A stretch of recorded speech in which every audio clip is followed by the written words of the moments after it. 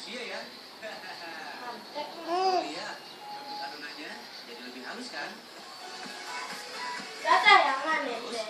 adonan keplang ini dibentuk panjang sentimeter guys. Adonan keplang tadi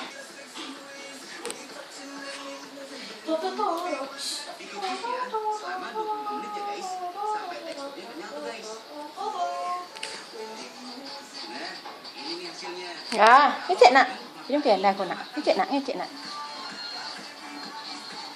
Adonan keplang yang setengah matang ini kemudian dipotong dengan ketebalan keplang tuh guys. Biasanya sih bakal kemplang ini dipotong dengan ukuran setengah sentimeter guys. Ini kemplangnya belum jadi, masih harus diproses lagi guys. Jadi harus didiamkan dulu di bawah sinar matahari selama seharian penuh. Kalau mataharinya suka sembunyi, bakal kemplang ini bisa kering.